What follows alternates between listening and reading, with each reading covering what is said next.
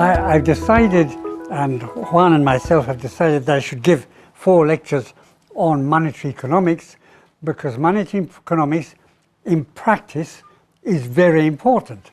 And when we had the problem of 2007, 2008, everybody thought that the whole system, this whole capitalist system, was falling to bits, and then they all grabbed ways to put money into the system. But in fact, when you look at the books, when you look at what is taught in economics, people don't say anything about money, simply are not interested.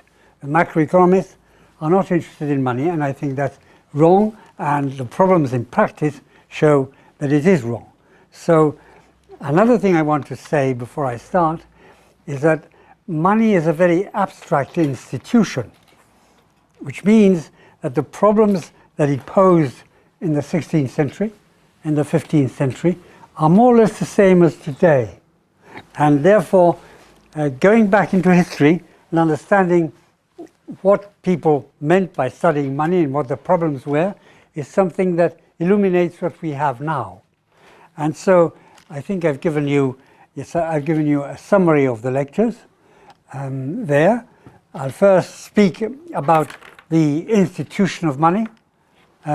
Money is an institution like language or law, other social institutions that have grown spontaneously. Of course, authorities have interfered, but mainly it is something that nobody planned. In the case of language, we on the continent have academies of language and an official dictionary. In America, in the United States and here, you don't have an official dictionary. It all just grows, and we don't know why people speak the same language and what they do and so on. So the same with money. Money has just grown, in my view, and of course it's been nationalized, taken over by the state, but in fact it's an institution. Money is an institution. And then after lecture 1, when I speak about the institution of money, which will be today, then I'll go into the center of what I'm going to say in these 4 lectures, which is the quantity theory. The quantity theory is something that was born or invented or found in the 15th century, 14th century, and has, of course, evolved and changed. But the quantity theory is our main basis for speaking about money. We grab that theory, and the quantity theory, which is not in the favor of many macroeconomists today. I heard one put a question to central bankers, is that right? And you said something about, what do you think about money? And the central banker who answered said, oh, we have a monetarist here, ha ha ha. Well, exactly, they laugh and they don't understand a thing. That's why they should come to my lectures. Okay, then I go on to money in an open economy. Money is not a national institution. It's an international institution. And at some point, one has to go into how the world monetary system works to understand our national systems. And then finally, I'm going to speak about central banking, because central banks are so important in the question of this institution. There you have what I want to say in future lectures, so that you cannot resist coming to listen to me. So now let me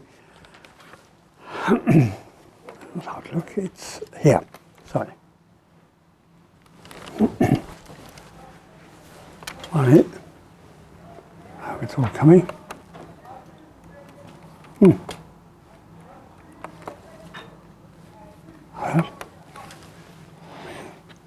Well, so I don't know why. Here we are. Lecture 1. Let's make it big.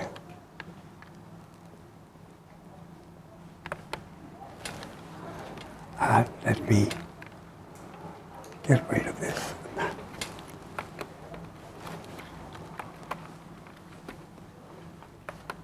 How can I make it fill the screen? There. Is it full? Oh, fine. Yep, okay. Now, the problems that the institution of money sets to us are the same, as I say, from the 15th century. And they go on being problems that we sort of half solve. The first one is the value of money. The value of money is the inverse of the price level. When prices go up, the value of money goes down. And we want to know why this happens and whether it's a good thing and whether we want to change it. Of course, that takes us into inflation and deflation, because if you have inflation, which is a continuous rise in the price level, then you have a continuous fall in the value of money, and that can have very dire consequences for the economy and perhaps sometimes also deflation. Then we have a problem which is a very old one, usury and interest rates. Should we charge for lending money? And Aristotle thought one shouldn't. Muhammad thought one shouldn't, and that's why you have Islamic banking.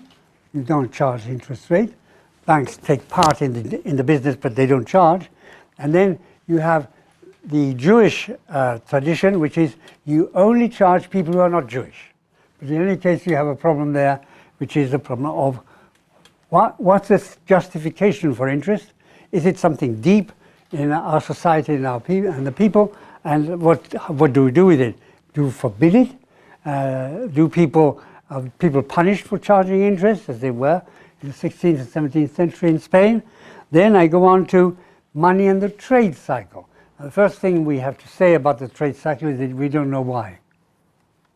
We don't really know why there are cycles, but obviously money is a very important part of the explanation of the trade cycles, and we'll see how, especially next lecture, we'll see how people, thinkers try to see how money influences the trade cycle. Then finally, money and international trade, because money, you have open borders, people take money out and in of the borders, and therefore there's some influence there about international trade. And finally, and very importantly, monetary management of political power, because politicians and the states and governments have discovered that money is a very powerful tool for doing the things they want to do, which often are not the things we want them to do. So monetary management of political power, central banks and so on are problems that we've had for a long, long time. So here we have an institution. The institution is an abstract institution that is not easily understood, and that has all these consequences. That's why we should study monetary economics and not pay any attention to the macroeconomists who don't. Now, my story, and this is a story I'm going to explain over the 4 lectures, is an evolutionary story. My story is how different views of money have displaced each other, and how the fact that in the beginning we had a metallic system where money was really thought of as gold or silver, and how that was managed in time, how the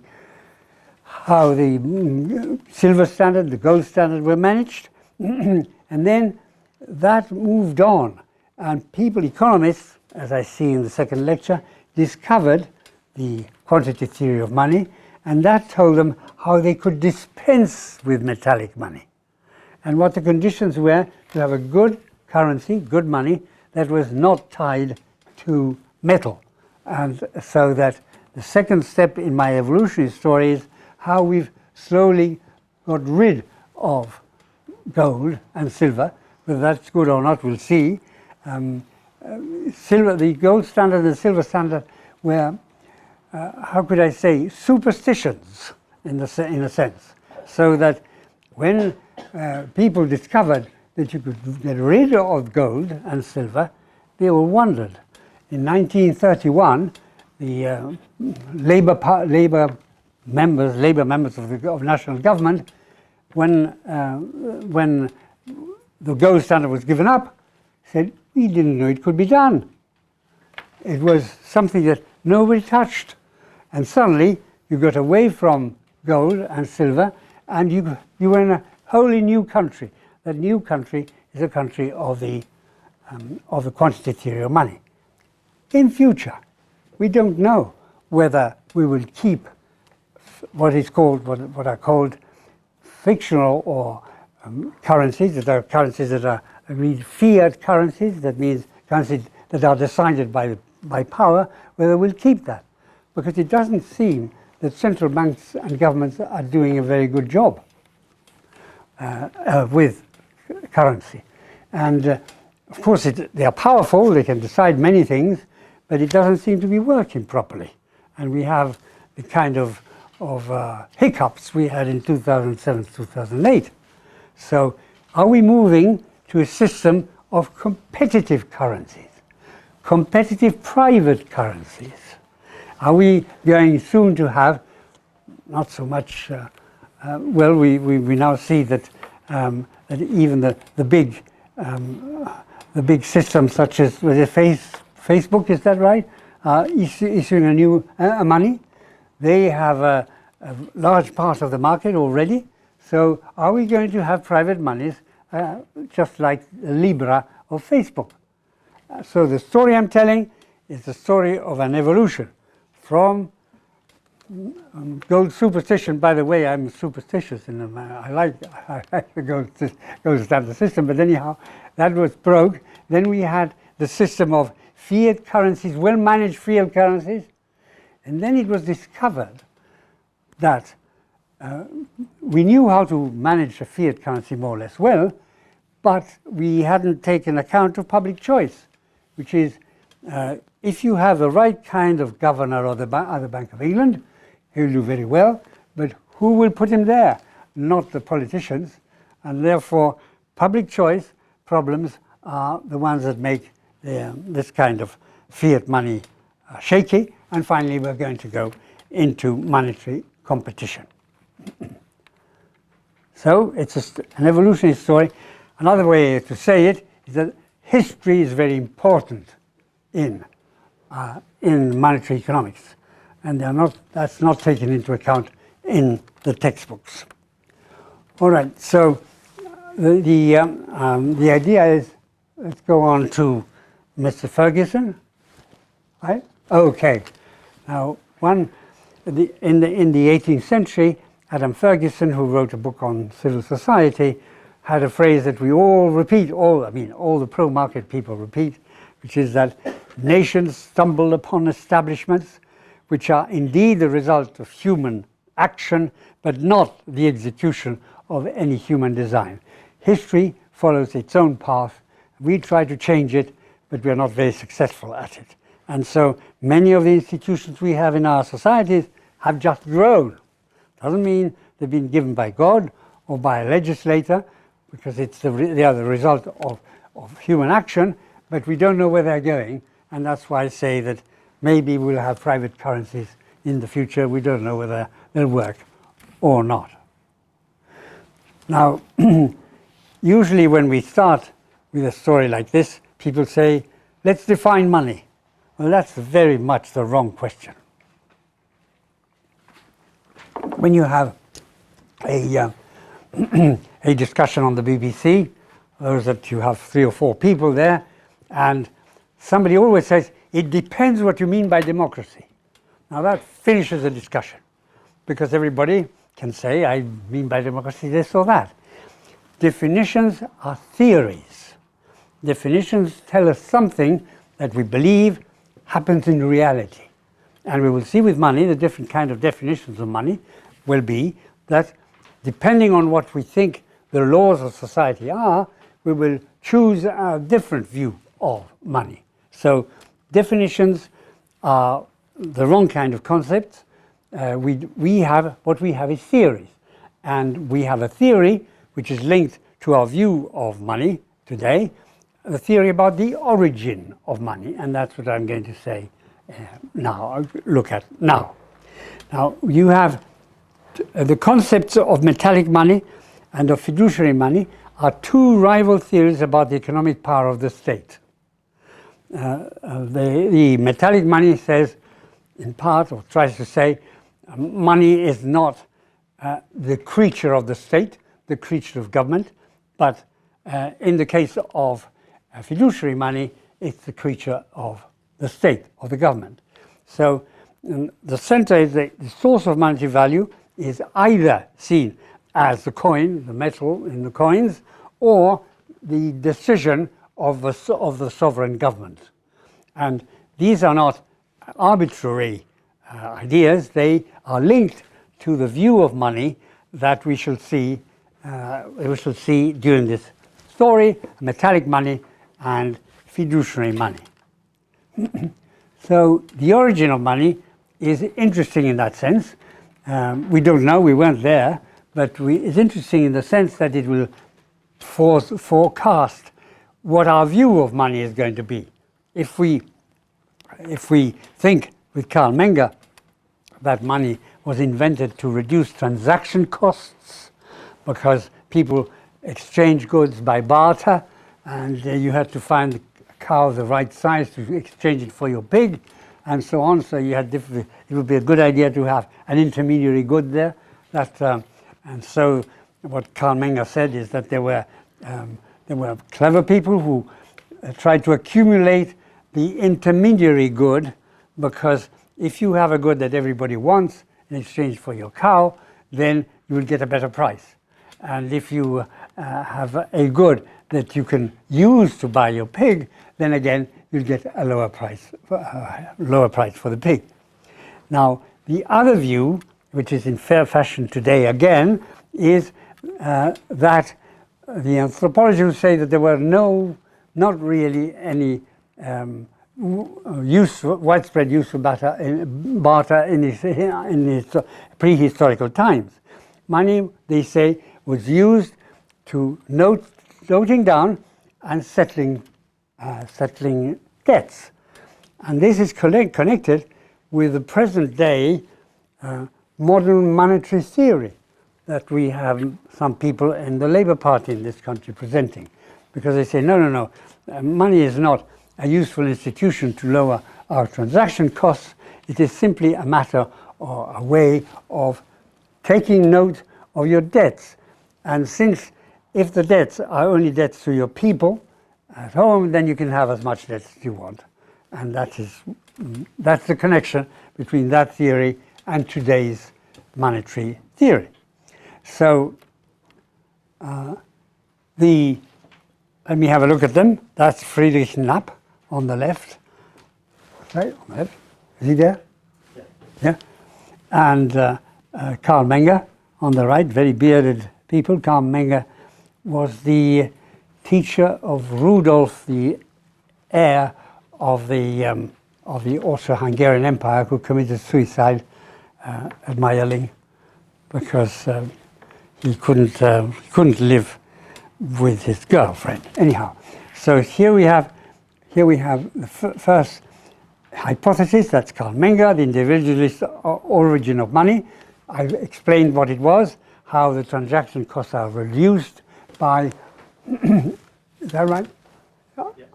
Are reduced by. We'll go on to Hayek now.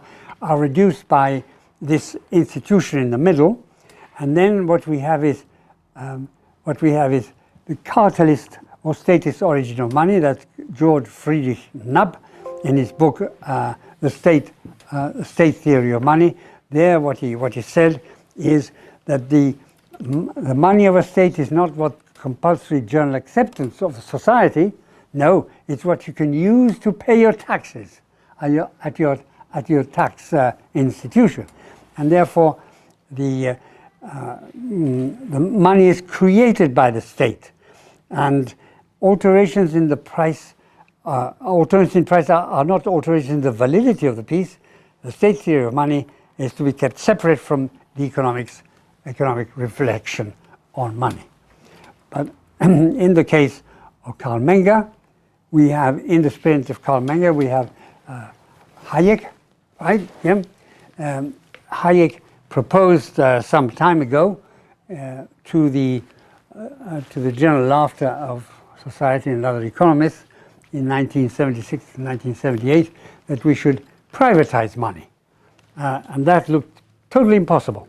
But now with the new private monies that we see appearing, he may not have been so wrong. And that's, so to speak, the third step in my evolutionary theory, evolutionary history of money. All right. Fine. In the case of Aberloner, in the case of Knapp, you also have somebody who follows in his spirit, and that is Aberloner. Aberloner wrote an article in the AER in May 1947, "Money is a creature of the state." And therefore it's money, it's the state that tells us what money is and what we're going to use it. It's not so much the general acceptability of it, it's the fact that when the state decides in what money the taxes are being paid. And what you have there is that the state decides to have money by law, and that's it. That's what creates money. Now, I will pour some skeptical liquid on that, because there are some countries where the state has created money in too abundant an amount. Argentina, Venezuela, and in Central Africa, a number of countries also. And so even if the government decides this is going to be my money, it may be losing value all the time, and people will try and use other monies, the dollar perhaps, so as to avoid having a currency that loses its value. So we have here the two theories of the origin of money, and they are connected. Those theories are connected with the view that we have of the institution of money and how we think it should be managed. Now, there's a number of misunderstandings that have to be taken into account, because with students, when we talk about the gold standard, they say that the gold standard is backed, that the currencies under the gold standard are backed by gold. That's not what makes them valuable. What makes them valuable is that there's a demand for money, and secondly, that there's a limit to the supply of money. So they're not backed. Money has value when you have controls that will stop money from being overissued. If you have overissued money, state can say, this is my money, this is the money that we're going to use, but people will reject it because it, in the end, loses value. Then another important idea is that in the end, it's we, the individuals, who decide how much money we want to have, whatever the state says. And that is mainly the theory that we will see in the next lecture of cash balances. We all try to keep a small proportion of our assets in liquid money. In this case, it's let's say 10%, 15%, whatever it is, that we want to have liquid money, depending very much on the institution of society. Now, the cash balance approach tells you that if the state produces too much money, especially the fiat one, and gives it to you, if it's more than the proportion you want to keep, you spend it. And the extra will be spent and will make prices go up. So again, I think that the political views of money don't take into account that it's the limitation of supply on the one hand, and on the other hand, it's the fact that we decide how much liquid money we want, we, businesses and people. So that there's how can I say, an illusion, a political illusion, that money can be managed freely by the state, by the government, and that is wrong. Those are the misunderstandings I want to put forward. All right. Now, demand for money. Let's go to demand. It has to be analyzed by demand and supply. It's an old system that we economists use. It isn't a matter of freely a matter of government supply. You have supply of money, and then you have people will demand it, and that will depend on the effect of the money on prices. So the demand for money depends on a number of uses, a number of functions that money has performed over the years. Those functions we shall see now, but I'm going to go back into the 16th century with this gentleman who lost his teeth because he was very old. You can see Azpilicueta. Azpilicueta was one of those who explained how the value of money fell and prices went up because the Spanish, the Castilians, were able to get a lot of silver, some gold, a lot of silver, and they used that to buy goods in Europe, and that, of course, in the end made for an inflation. And let me see what Friar Martin d'Azpilicueta say, because as you will see, he wasn't too much off the proper thing. The first use which money was found was as price to buy with it and sell through it the things necessary for human life. Fine? That's nice. And so that it should be a public measure of saleable goods. So first you have transactions demand, and then you have the measure of value. And so, so to speak, then began the art of exchange. One of the great things of Azpilicueta was that he didn't look at money and prices only in Castile or the Indies. He looked at them as an international currency. And so he looked at the effect of this greater supply of gold and silver, mainly, on exchanges. And this is something that I will study in lecture 3, which is money can only be studied in an open system, which is international, where you use money for international buying and selling. So he was right, the art of exchange, which is the art of dealing in money. The fourth is a measure of wealth, right? Well, it means it's an asset. The measure of wealth by putting him on the bench or venue. These currencies were exchanged in the different fairs that you had in Castile and France, and Lyon too. And so the exchangers used to put piles of money there so that everybody could see that they did have an asset to reply to back the fact that people deposited money with them. So that's what he says, putting them on the bench or venue where it is dealt and exchanged. Then, this is very important, it's what people who are not romantic call it the industrial uses of gold, is the fifth is to wear as medals and adornments and garment. And, and also to gladden with its view. Well, it's very important for gold to gladden you with a view.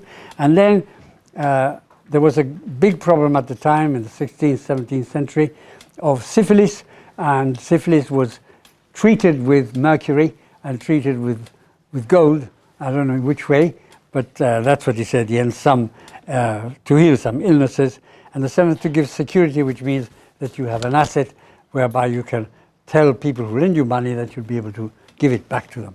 Not bad for 1556, I must say, especially not only the effect of our greater supply of money on prices, but also the effect on exchanges.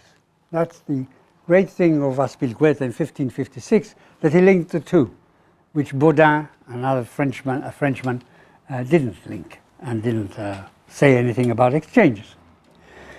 Now, the three functions of money, we've seen a few more, but the three functions of money are as a numeraire, which is a way of measuring prices for transactions, and finally as an asset. And those, that is now the fundamental framework where we discuss money today. Keynes in 1936 changed this a little bit by introducing expectations. Never had a theory of expectations, but he did introduce expectations, which is a great step forward. And so he spoke of transactions, of precautionary and speculative demand for money. Now, lamentably today, the functions of money are split in two, and no encompassing theory, money as a capital asset and money as a medium of exchange. I think taking away the function of numeraire is a mistake. Benjamin Friedman has done that. In countries with a high inflation, day-to-day transactions may be done as following way. I've seen it in Argentina. You pay your bus with your local peso. When you buy a house, you price it in dollars, and then you pay it in pesos at the current rate of exchange. So there you are. It's very important to use the dollar as a way of measuring prices. And then wealth is stored, if possible, in international currency. Of course, if they catch you having dollars abroad, you are sort of criminal and you are not patriotic at all. You should use the decaying national currency if you are patriotic. But anyhow, the Argentinians didn't pay any attention to that sort of morality. So now here we go to what the state can do to money supply. And we have a number of things that they do. First, you have the money supplier's profit, which is called seigniorage. I shall say something more about seigniorage. Seigniorage is the difference between the value of the material the currency is made of, the coin is made of, and the face value. So you distinguish between value by tale, which means so many dollars printed or struck on the currency, and then you have by weight. The weight is the amount of dollars and the amount of metal. And there's always a difference between the two, even at times of in times of the gold market, gold exchange system, because the fact that the state struck the coin and said this is worth almost 1 pound of gold or silver made people deal with those currencies better. And so there always is a difference when you have the state issuing money. There always is a difference between the metal content of the currency and the official content of the currency. This is even more so I don't know if I want to. Do I want to show you? Yes.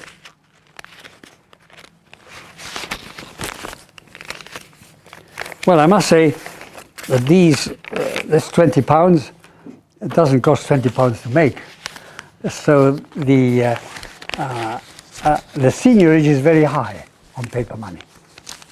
And even more so when it's money that is in a computer, because that costs very little. So you have the difference between the face value, what you buy in the market, and what it costs to make.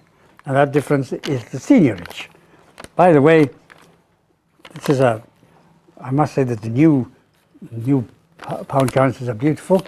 This one is not yet transparent as the 5 and 10 pound notes, but here you have something which tells you, it does say the governor of the Bank of England will, let me read the phrase as it is, the governor of the Bank of England promises, I promise to pay the bearer the sum of, surprise, 20 pounds. I suppose it's another piece of paper. But what does this mean? This comes from the time of metallic money, which was that if you took this to the Bank of England, they gave you 20 gold sovereigns, and you took 20 gold sovereigns, they gave you a piece of paper. And so this is a remnant of the time when you had metallic backing for the state currency. By the way, this is Adam Smith here on the note, and they've chosen to put here for Adam Smith something which is not what we would have put, should we? It says the division of labor in pin manufacturing. All right, you divide labor and you're more productive, but it's in fact what Adam Smith told us is it is not from the benevolence of the brewer, the baker, and the brewer, the baker, and the what? Butcher. And the butcher. I'm sorry, take the bees. Brewer, baker, butcher. That we get our daily dinner, but from a regard to their own interest. And that is what Adam Smith showed us, and not so much the pins, which he got from the Encyclopédie Française. Okay. So that's seigniorage. And seigniorage is a difference between the face value of the currency or on the computer, and on the other side, on the other hand, the cost of making it. All right, now, then you do have other things. This is something that's well understood, and people don't mind as long as you don't, as the state does not issue too much paper money to increase its seigniorage, because then that has an effect on what money can buy. And so there's a limit to the seigniorage that you can extract by supplying money. Then you have the undercover gain of people clipping. You've seen the coins. You can see the coins. I hope I have one. The coins had rounded. Yeah, that's right. The coins had rounded a number of marks here, so that people couldn't file it, so that you saw that, and couldn't clip it, the metal coin. And so that's how people tried to make money when the gold value or the metal value of a coin was higher than the surface one. Then they did that. And then other things the states did. Bishop Nicole Oresme wrote a treatise of the first invention of monies in 1360 and 1366. Now, he was an advisor, Oresme, he was an advisor of Charles V of France. The father of Charles V of France, John the Good, devalued the currency no less than 86 times. So what they did is to reduce what John did, either to reduce the metal content or to put another value. If you say this is not £1, this is £2, you've reduced it by 50%, and that's a devaluation. And he did no less than 86 times. The Jesuit priest Juan de Mariana in 1609 incurred the wrath of the Prime Minister of Spain, because he said that Parliament, the Cortes, had not voted the tax that inflation is. And it was illegal to change the content of this from silver and gold to copper. And so they put him away in a monastery so that he didn't bother. Also, he said at some point that if the king was unfaithful to religion, he could be assassinated. And the king didn't like that either, so he was rather courageous. Fine. Now, here we have Nicolas d'Oresme on the right-hand side, and Juan de Mariana, the Jesuit, on the right, and Oresme on the left. Okay. Now, seigniorage today, I've said a lot about seigniorage. You charge, when you had coins, you charged two things when people brought silver or gold to the mint to be turned into coins. You had two charges, the brassage from bras, which meant all the work that you had to do to turn it into coins, and then you had the seigniorage that we've seen, which is the difference between the nominal value of the country and of the currency and the metal value of the currency. Okay. Another way to increase the amount of money has been for a long time the system of fractional reserve and bank money. Fractional reserve is based on the following thing. Many of you know it, but I want to say it again, because there's a lot of discussion whether that should be forbidden. The bank money will be increased by the denominator that we have there. RR is the required reserves, ER is the excess reserves, CU is the money that people want to keep. So the lower the required reserve that a bank, commercial bank, keeps, the higher the multiplication of the base money given by the central bank. So the central bank lends money to commercial banks, and the commercial banks, in principle, should have kept 100%, right? So that they can always answer to that. And also, when people came and deposited money with the commercial bank, usually the idea was that they kept 100%, just in case everybody came along and asked for their money back. Now, the lower the amount of reserve that you keep of the deposits that you receive from people, the higher the multiplication that you do with the money deposited with you. And so there are a number of people who think that this shouldn't be so. That Jesus Huerta de Soto and others say, no, banks should become depositaries of money and charge for that, for the service, that they keep your money, and the investment or the credit that you get for investment should come from funds that are not financed by depositors. So the idea is you re-lending depositors' money may be the wrong thing to do, especially when you have a problem as you had in 2007 and 2008. Now, here we go back, or we come back to the definition of money. That is, which is the form of money that will allow us to predict the effect of money on GDP, on money GDP.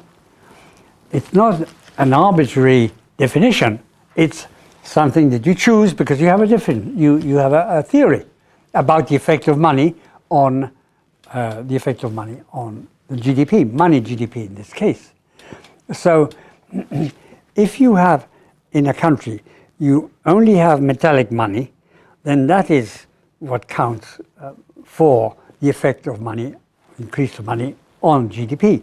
But if you then move to paper money, and then you move to deposited money, and then to credit, then the connection between the base money and the credit at the end is varied. It isn't fixed. And therefore, looking at base money to explain what happens with your money GDP is something that may not work. And as Professor Congdon in this place does, he wants to use M4. That is a wide definition of money because he thinks that the multiplier between the base money and the final money that people use is not fixed and moves. And therefore, that's why you have here a different definition. This is simply to say, careful with definitions, because definitions always hide some kind of theory, in this case, quite clearly. Now, I move to endogenous and exogenous money. It is very important for governments to believe that they can create money out of nothing. And the exogenous money means money coming from outside. And exogenous money is what the government has in hand. They change the amount of money in the system, and therefore they have an effect on prices, and they may have an effect on investment, and so on. So the idea that the government can do something long-term by changing the supply of money is another way of saying some of the money that we use is exogenous, comes from outside, falls from heaven. Right? So, but this is not so. It depends on what your model is of the economy. If it's a commodity money system, it is not in the hands of the authorities, except if excessive money creation takes some time in translating into a balance of payment deficit. So you increase in exogenous money. That takes some time in causing a deficit in the balance of payments, and therefore a correction of the value of your currency. But this is only in the case that you have a delay in the effect of money on the balance of payments. If you have bank money in the system, then financial intermediaries can multiply the base money lent them by a central bank within reason, but that causes booms and busts. Then both Keynes and Friedman use the model of a closed money. The system is never closed.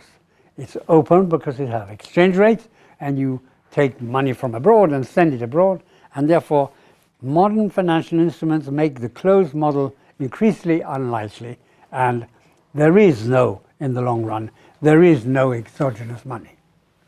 Money is always created by the system or under the conditions of the system. One thing that I want to put across in these lectures is, is that money has laws that perhaps are not well known but cannot be ignored. And when you play with them, you get into deep trouble. And I mentioned the cases of Argentina or the cases of some countries in the Middle East and in south of the Sahara. Now, that is one of the main lessons I want to put across. The idea that government governs money is fundamentally mistaken. And soon you'll pay for it if you go too far. And you don't go too far if you take into account that printing or making too much money will do things to your price system. So the sovereignty of the government over the currency is limited especially in time. And that's one of the things all right, so I said money supply is exogenous and so on. And the question I leave in the air now is, can money be managed by the state or the central bank? Should it be managed by the state or the central bank? Or should we organize money in such a way that it is out of the hands of the powerful to do things to it? And with these pregnant questions, I'm ready to see you wake up and ask me, discuss what I said.